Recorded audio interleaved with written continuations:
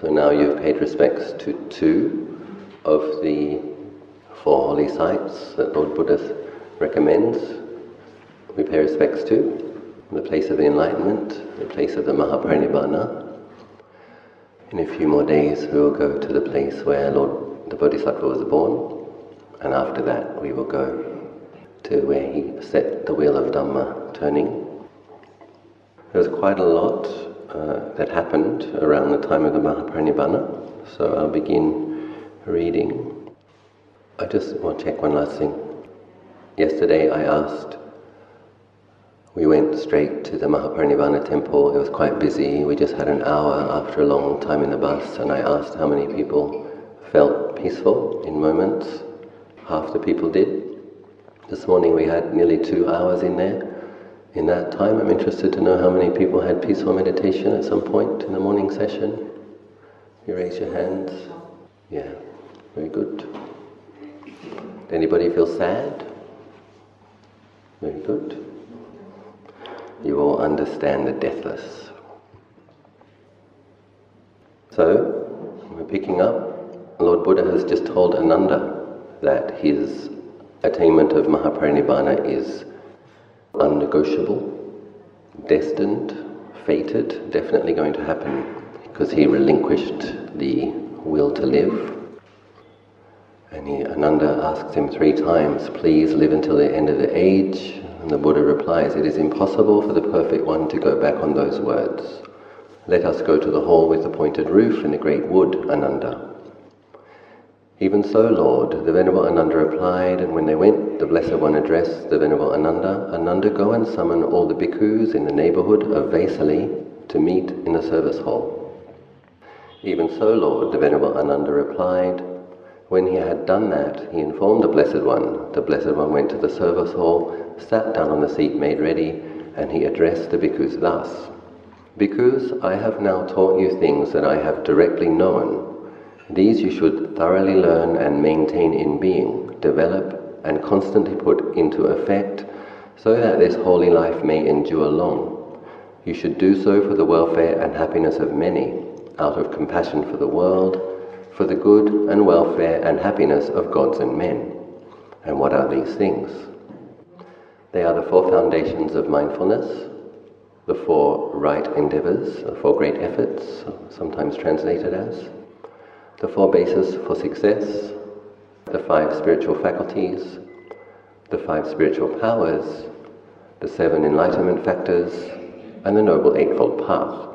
I have taught you these things having directly known them, so that's called the 37 Bodhipakkhya Dhammas, 37 wings of awakening. These you should thoroughly learn for the good and welfare and happiness of gods and men. Then the Blessed One addressed the bhikkhus thus, indeed, bhikkhus, I declare this to you, it is in the nature of all formations to dissolve, attain perfection through diligence. Soon the perfect one will attain final nibbana. The Sublime One having said this, the Master said further, ripe is my age, and little life remains to me. I leave you and depart, my own refuge is made.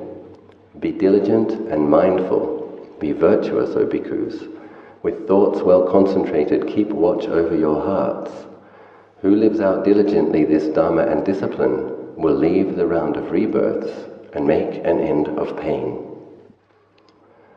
So he's just got a few more months to live, and as we can see, Lord Buddha continues to carry out his duty impeccably, training the monks, explaining the Dhamma and the discipline, and also saying that to practice diligently is also of benefit for gods and humans. He also says very clearly, I've done my work, I'm liberated, and now you make sure you attain that same goal. After that, he went to a place called Bandagama, and he often gave this talk on the Dhamma to the bhikkhus. Such is virtue, such is concentration, such is understanding. Sila, Samadhi and Panya. Concentration fortified with virtue brings great benefits and fruits. So that's your Samadhi, practicing your Samadhi on the foundation of keeping your ethical precepts.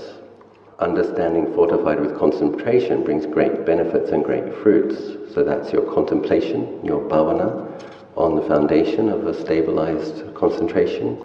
The heart, fortified with understanding, becomes completely liberated from taints, from the taint of sensual desire, the taint of being, the taint of views, and the taint of ignorance. That's another way the Buddha describes the way ignorance and delusion, greed, hatred, and delusion are destroyed through the practice of sila, samadhi, and panya. When the Blessed One had lived at Bandhagamma, as long as he chose, he said to the Venerable Ananda, "Come, Ananda, let us go to Hatigamma." So he's wandering in stages towards Kusinara. The next place he went was called Bhoganagara, and then he went to Pawa. He said to Ananda, "Come, Ananda, let us go to Pawa." "Even so, Lord," the Venerable Ananda replied. Then the Blessed One journeyed to Pawa with a large community of bhikkhus. While there he lived in a mango grove in Pawa belonging to Chunda, the goldsmith's son. Chunda, the goldsmith's son, heard that the Blessed One was living in his grove. He then went to the Blessed One, and after paying homage to him, he sat down at one side. Then the Blessed One instructed, urged, roused, and encouraged him with talk on the Dhamma. Afterwards, Chunda said to the Blessed One, "Lord, let the Blessed One with the Sangha of bhikkhus accept tomorrow's meal from me." The Blessed One consented in silence. When Chunda saw that he accepted, he rose from his seat, and after paying homage to the Blessed One, he departed, keeping him on his right. When the night was over, he had good food of various kinds prepared at his house, and plenty of hog's mincemeat. After which he had the time announced, "It is time, Lord, the meal is ready." Then it being morning, the Blessed One dressed, and taking his bowl and outer robe, he went with the Sangha of bhikkhus to Chunda, the goldsmith's son's house. He sat down on the prepared seat. Then he told Chunda, "Serve the hog's mincemeat you have had prepared to me, Chunda, but serve any other food you have had prepared to the Sangha of bhikkhus." "Even so, Lord." Chunda replied, and so he did. Then the Blessed One told him, "Chunda, if any hog's mincemeat is left over, bury it in a hole. I do not see anyone other than the Perfect One in this world with its deities, its Maras and its Brahmas, in this generation with its monks and Brahmins, with its princes and men who could digest it if he ate it." "Even so, Lord." Chunda replied, and he buried the leftover hog's mincemeat in a hole. Then he went to the Blessed One, and after paying homage to him, he sat down at one side. Then the Blessed One instructed him with talk on the Dhamma, after which he got up from his seat and departed. It was after the Blessed One had eaten the food provided by Chunda, the goldsmith's son, that a severe sickness attacked him with a flux of blood, accompanied by violent, deadly pains. He bore it without complaint, mindful and fully aware. Then he said to the Venerable Ananda, "Come, Ananda, let us go to Kusinara." So this is an important thing to notice. Lord Buddha has been cultivating virtue and merit for 4 incalculably long periods and 100,000 eons. He has mountains and mountains of merit, enormous virtue. He's completely liberated, and the body is still subject to sickness and death.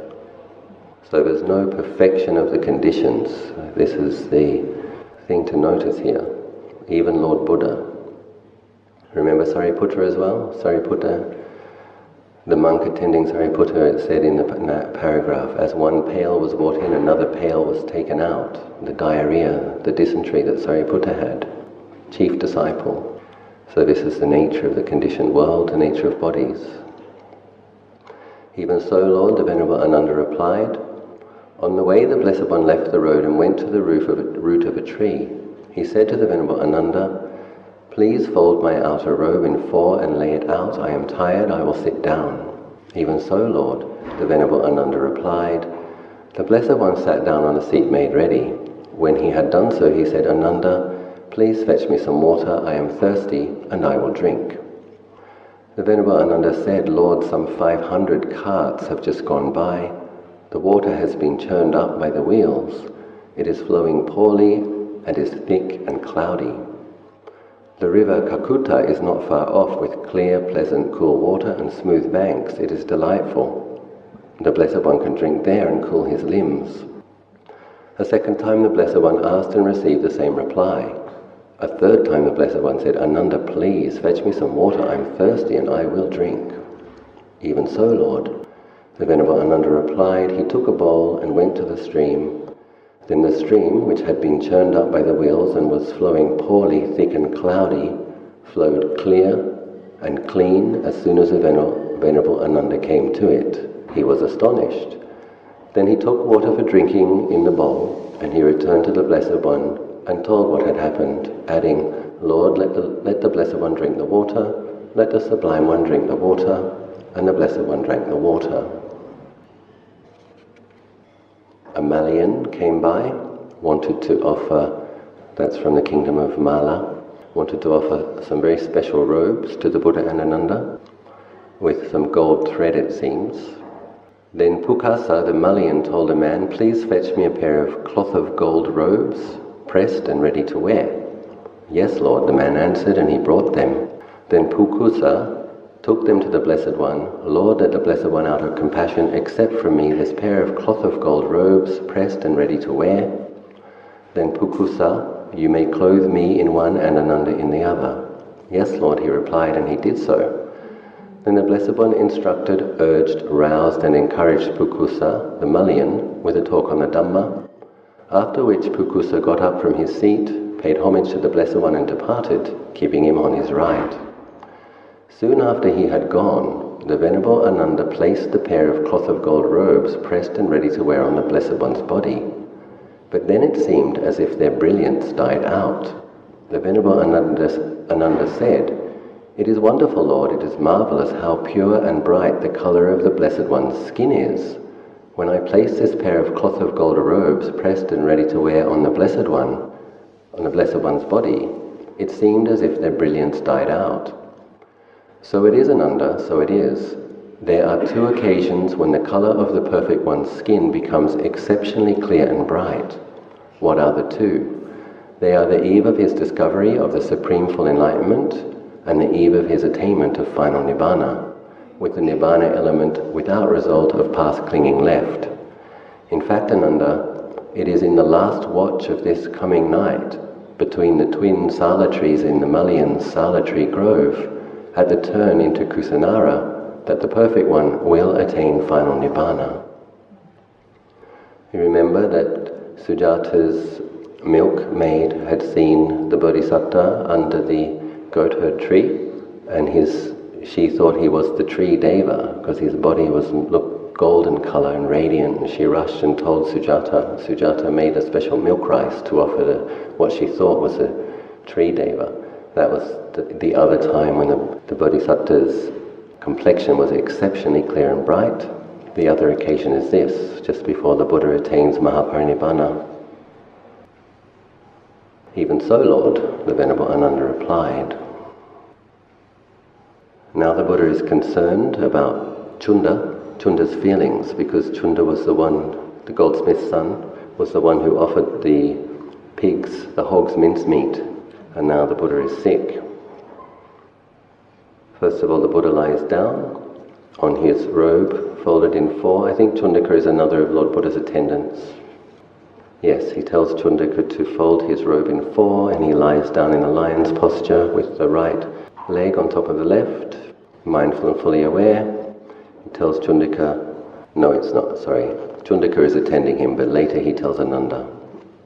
Ananda, it is possible that someone might provoke remorse in the goldsmith's son. Chunda, thus it is no gain, it is a loss for you, Chunda, that the Perfect One's attained final Nibbana after getting his last alms food from you. Now any such remorse of this must be counted thus. It is a gain. It is a great gain for you, Chunda, that the Perfect One attained final Nibbana after getting his last alms food from you. I heard and learned this from the Blessed One's own lips, friend Chunda. These two kinds of alms food have equal fruit and equal ripening, and their fruit and ripening is far greater than any other. What are the two? They are the alms food after eating which a Perfect One discovers the Supreme Full Enlightenment, and the alms food after eating which the Perfect One attains final Nibbana, with the Nibbana element without result of past clinging left. Chunda, the goldsmith's son, has stored up a deed that will lead to longevity to good position, to happiness, to fame, and to heaven, any remorse of his must be counted thus. Knowing the meaning of this, the Blessed One then uttered this exclamation: when a man gives, his merit will increase, no enmity can grow in the restrained. The skilled shun evil, they attain Nibbana, by ending greed and hatred and delusion. Then the Blessed One said to Venerable Ananda, "Come, Ananda, let us go to the further bank of the river Hiranyawati, to the Malian's Sala Tree Grove, at the turn into Kusinara." "Even so, Lord," the Venerable Ananda replied. Then the Blessed One went with a large community of bhikkhus to the further bank of the Hiranyawati and onto the Malian's Sala Tree Grove at the turn into Kusinara. Then he said to the Venerable Ananda, "Ananda, please make a couch ready for me with its head to the north between the twin Sala trees. I am tired, and I will lie down." "Even so, Lord," the Venerable Ananda replied, and he did so. Then the Blessed One placed himself in the lion's sleeping pose on his right side with one foot overlapping the other, mindful and fully aware. Now on that occasion the twin Sala trees were quite covered with blossoms, though it was not the season. They scattered and sprinkled and strewed them on the Blessed One's body out of veneration for him, and heavenly Mandarava flowers and heavenly sandalwood powder fell from the sky and were scattered and sprinkled and strewn over the Blessed One's body out of veneration for him, and heavenly music was played, and heavenly songs were sung in the sky out of veneration for him. So that's where we were meditating this morning, where the statue is. That's where it is understood that the Lord Buddha lay down to enter final Mahaparinibbana. The Blessed One said to Venerable Ananda, "Ananda, the twin Sala trees are quite covered with blossoms, though it is not the season. They scatter and sprinkle and strew them on the Perfect One's body out of veneration for him. Heavenly Mandarava flowers and heavenly sandalwood powder fall from the sky and are scattered and sprinkled and strewn over the Perfect One's body out of veneration for him.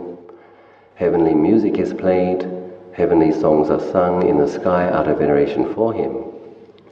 But this is not how a Perfect One is honored, respected, revered, venerated, or reverenced.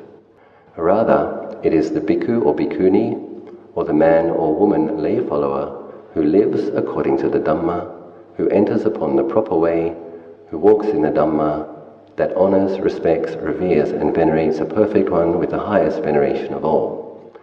Therefore, Ananda, train thus, we will live in the way of the Dhamma, entering upon the proper way and walking in the Dhamma." So we can see from this that all of the devas are doing what they do to accumulate merit and express their love and respect. The flowers blossoming out of season, I'm sure that's the work of the devas. The sandalwood falling from heaven. Mandarava flowers, the Mandarava tree is found in Dawatimsa heaven. It's a very large blossom. It only falls on the earth at such a time when the Buddha is entering Mahaparinibbana. Again, the devas, the Gandharvas are singing, celestial musicians playing their beautiful melodies. But the Buddha says it's through practicing Dhamma that we express our respect in the most appropriate way to Samma Sambuddha, which is what we've been doing with our chanting, our study, our meditation. So it is good to know, isn't it? It's nice to know that Lord Buddha would approve of that. That's what he sees as being the most worthy way to demonstrate one's respect, one's gratitude. It was very beautiful today, wasn't it, when the Bangladeshi group all lit their candles and offered lights at the jetty of the cremation. It's a quite beautiful expression of faith. Lord Buddha praises the practice of Dhamma as superior.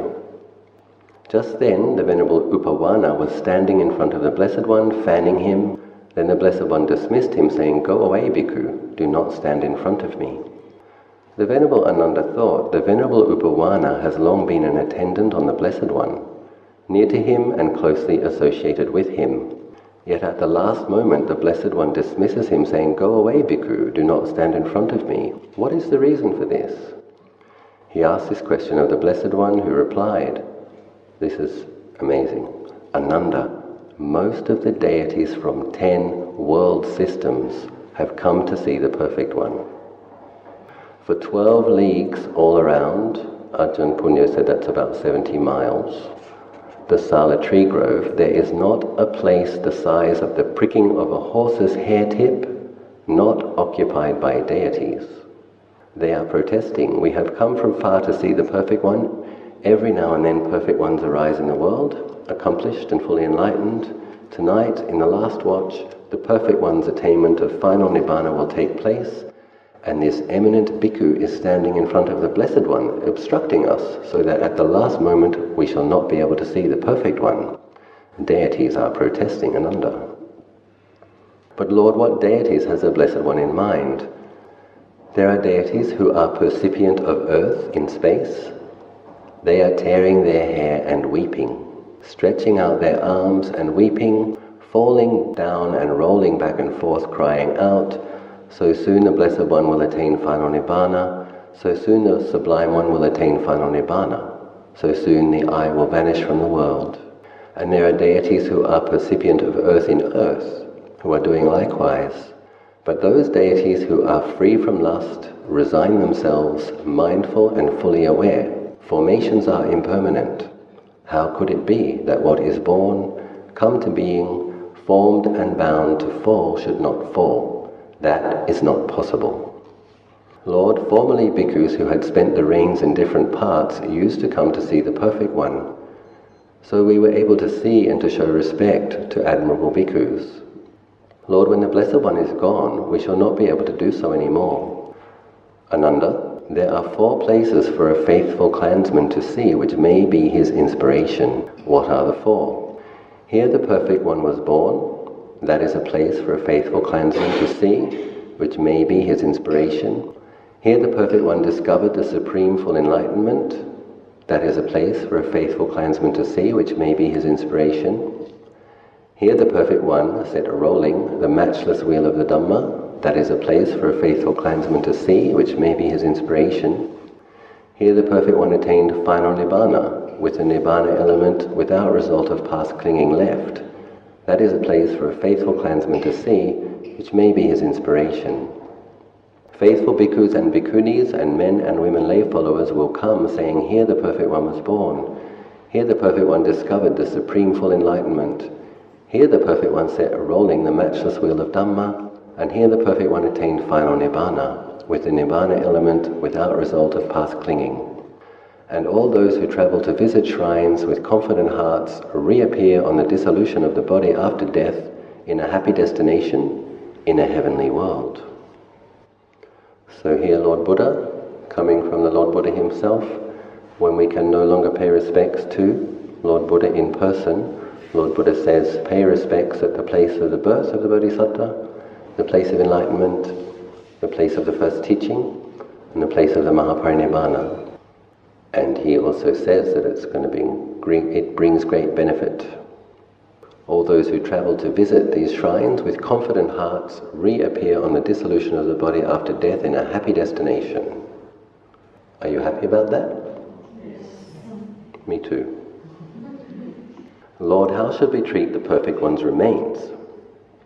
Ananda, do not preoccupy yourselves about venerating the perfect one's remains. Please strive for your own goal, devote yourselves to your own goal, dwell diligent, ardent, and self-controlled for your own good. There are wise warriors and Brahmins and householders who believe in the perfect one. They will see to venerating the perfect one's remains. So understanding that Ananda is a stream enterer, but not yet an arahant. So here he is wanting to do his job impeccably, which is probably why he's not yet an arahant. He was so completely committed to taking care of the Buddha's every need. And the Buddha says, Ananda, time to finish your work. Ananda, being Ananda, asks for a second time, but Lord, how should we treat the perfect one's remains? Treat the perfect one's remains in the same way that the remains of a universal monarch who turns the wheel of righteousness are treated. So a universal monarch basically means like the ruler of the world, the whole world. And if you recall, actually we haven't read that yet, we're reading it in a few days, the sage who came to see the baby Bodhisattva just a few days after he was born was looking at the signs on the baby Bodhisattva, and he said he was going to be one of 2 things, a wheel-turning monarch or a Buddha, a great spiritual teacher. So, how do you treat a wheel-turning monarch's remains? They wrap his remains in new cloth, then they wrap them in well-beaten cloth, then they wrap them in new cloth, and proceeding in that way, they wrap them in 500 twin layers. Then they place them in an iron oil vessel, which they close with another vessel. Then they make a pyre with all kinds of scents and burn the remains. Then they build a monument to him at the four crossroads. That is how they treat the remains of a universal monarch who turns the wheel of righteousness, and the Perfect One's remains should be treated in the same way. The Perfect One's monument should be built at the four crossroads, and whoever shall put flowers or scents on it, or whitewash it, or shall worship it, or feel confidence in his heart there, that will be a long for his welfare and happiness. There are those four who are worthy of a monument. What for? A Perfect One, accomplished and fully enlightened, a Pacceka Buddha, a Perfect One's disciple who is an Arahant, and a universal monarch who turns the wheel of righteousness. And what is the aim in view of which any of these four is worthy of a monument? There are many who feel confidence in their hearts, thinking, this is the monument of the Blessed One, accomplished and fully enlightened, or this is the monument of that Blessed One, a Pacceka Buddha, or this is the monument of a disciple of the Blessed One, and this is the monument of that righteous and lawful king. When they feel confidence in their hearts there, on the dissolution of the body after death, they reappear in a happy destination, even in a heavenly world. So this is a very important instruction, actually, because it's very clear, the direct correlation of when you gladden the mind with faith and confidence about somebody who's worthy of that faith and confidence, it's very conducive to rebirth in heaven or a happy destination. So some modern people, Asians less so, but some modern people sometimes neglect faith-based practices. They want to get straight down to the methods of trying to develop insight, but they often find that the insight doesn't go so deep as quickly as they like. And basically, faith-based practices gladden the mind, brighten the mind. They also produce powerful merit. Lord Buddha is saying there's a direct correlation here. When the mind is gladdened, when the mind is brightened, conducive to confidence in their hearts, on the dissolution of the body after death, they reappear in a happy destination, even in the heavenly world. And we can see this, can't we, in places like Bodh Gaya. You see the Tibetans bowing all day. They're actually quite radiant and joyful. And they're people sitting under the Bodhi tree for many hours and people circumambulating. You can see the pilgrims, especially in India, if you compare the average Indian person in the holy sites, the level of radiance and the level of joy, when you compare it to the pilgrims who've travelled here to express their devotion with faith. And I think you can see there's quite a difference, isn't there, in their facial expressions, in their radiance, in their level of happiness. It's quite extreme. So that's for their benefit now, or our benefit, because we're also doing this spiritual practice. But it's also producing a merit which seems to be likely to ripen at the time of death. So this is important to know, and this is why Lord Buddha says, come and pay respects at these four holy sites. This will be for your benefit for a long time to come. But it's also, he was praising. Some people can be dismissive of devotional practice and paying respects at monuments. People think that that's... You see, when a stream enterer overcomes their attachment to superstitious rites and rituals, that means believing that those rites and rituals will enlighten you. That's what the Sotapanna sees through. But the Sotapanna doesn't stop doing it. They understand that it's not going to enlighten them. But wise people do practices that produce merit.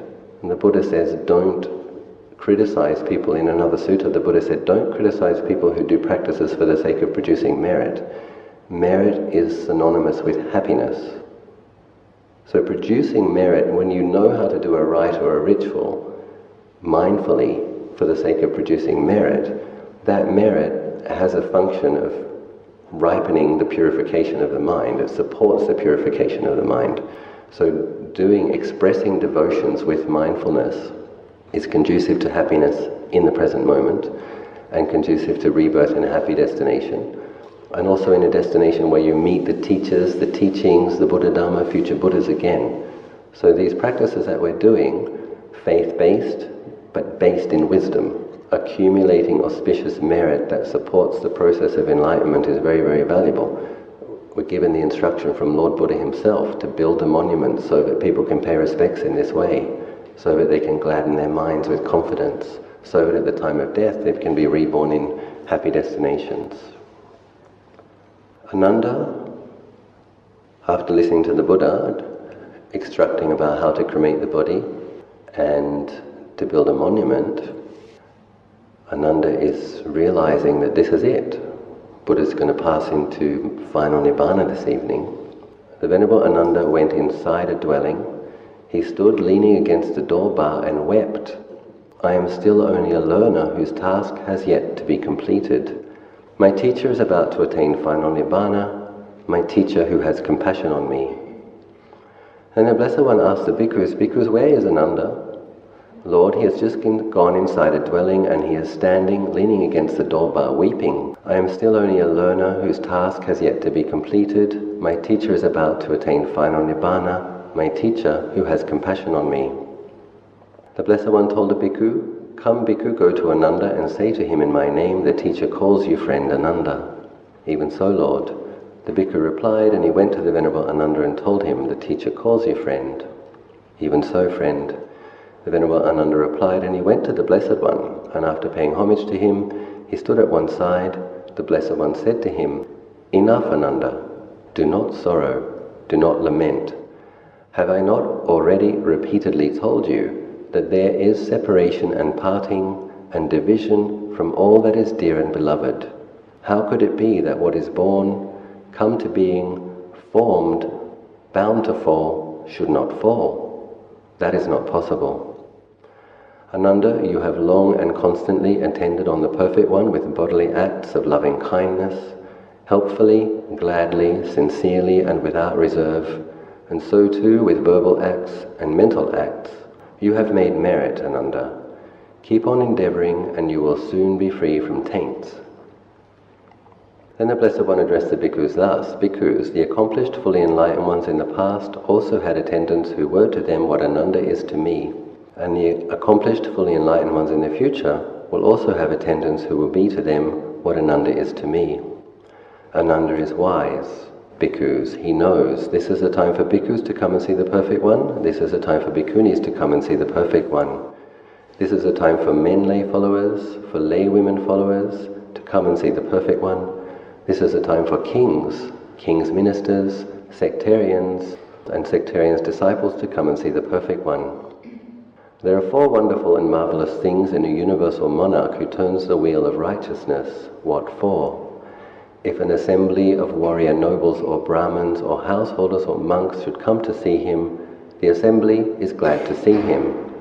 If he speaks, the assembly is glad at his speech, but when he is silent, the assembly is unsated. So too there are 4 wonderful and marvelous things in Ananda. What for?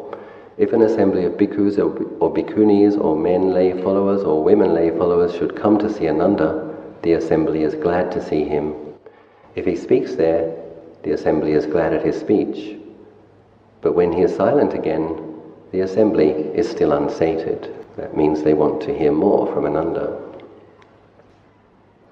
When he had spoken thus, the Venerable Ananda said, Lord, let the Blessed One not attain final Nibbana in this little mud-walled town, this backwoods town, this branch township.